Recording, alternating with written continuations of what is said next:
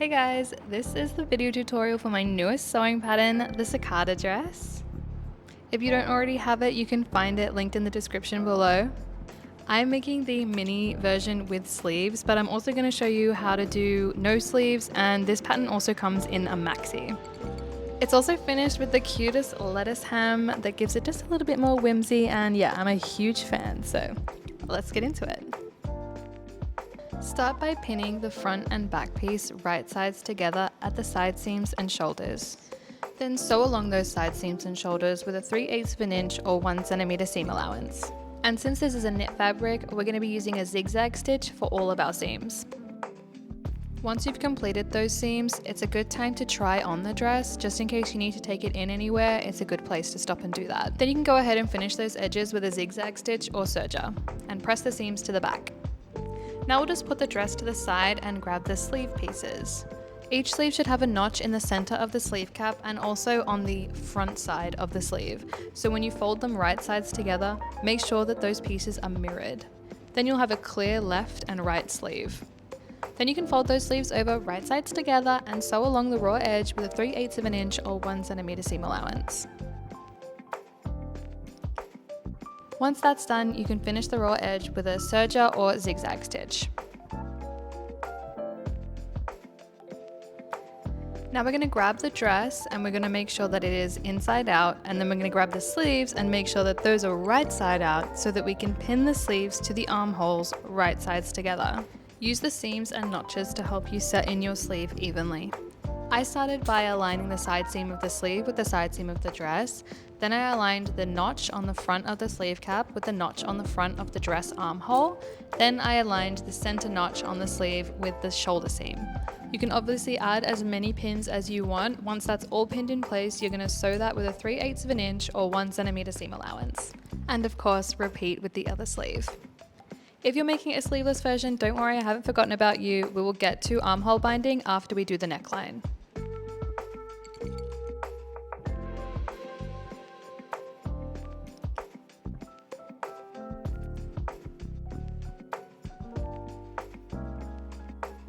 Before we do the neckline, we need to make the ties. So grab both tie pieces and fold them in half right sides together. Sew along the raw edge with a 3/8 of an inch or 1 centimeter seam allowance. I also like to sew one of the short ends closed, but if you want to leave it open, that is totally up to you.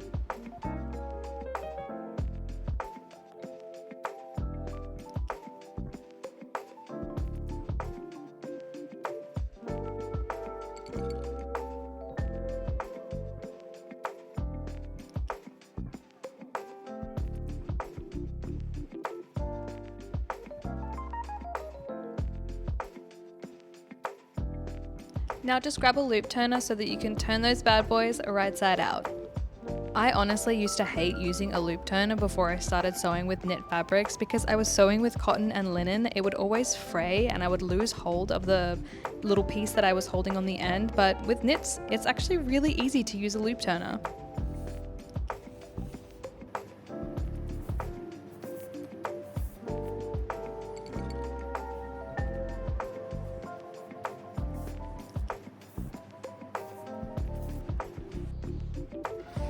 Now you can just put those ties to the side and we will prepare the neckline binding. Fold the neckline binding piece in half, right sides together, but align the short edges so that they're perpendicular to one another. Then you're going to sew a diagonal line corner to corner on those overlapping pieces, and that just makes it so later when we attach it to the dress, there's less bulk when we fold it over.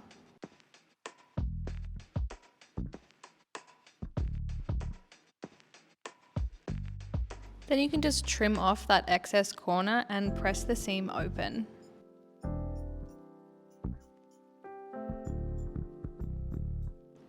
If you're making a sleeveless version, repeat those steps on both armhole binding pieces.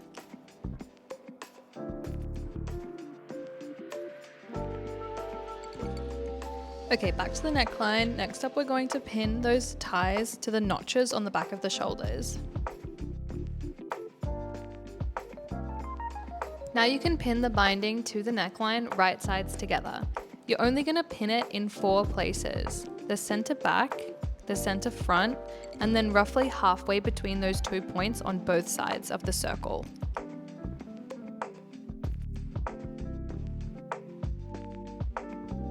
Then you're going to sew the binding to the neckline with a 3/8 of an inch or 1 centimeter seam allowance, stretching the binding as you sew so that it meets the neckline.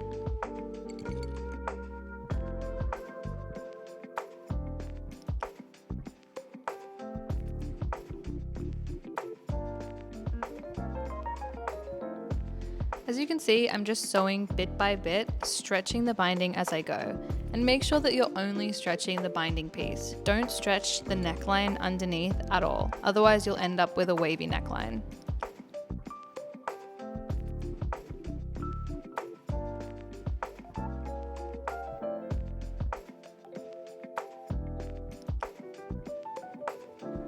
Then press the seam allowance up towards the binding piece so that you can understitch the binding piece to the seam allowance.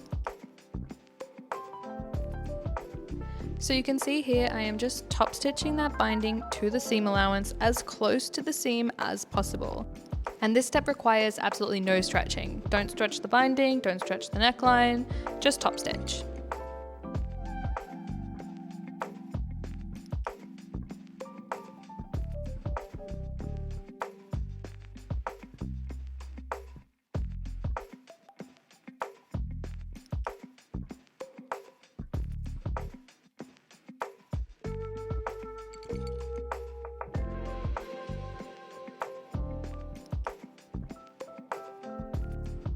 Now you can flip the binding to the inside of the garment. Start by folding the binding over the seam allowance so you sort of sandwich it inside the binding. Then flip the binding and the seam allowance in towards the inside of the neckline. None of the binding should be visible from the outside of the dress. Let me just show you that again with a little close-up action. Fold the binding over the seam allowance, then flip the binding with the seam allowance to the inside of the dress. Then you can just pin that in place.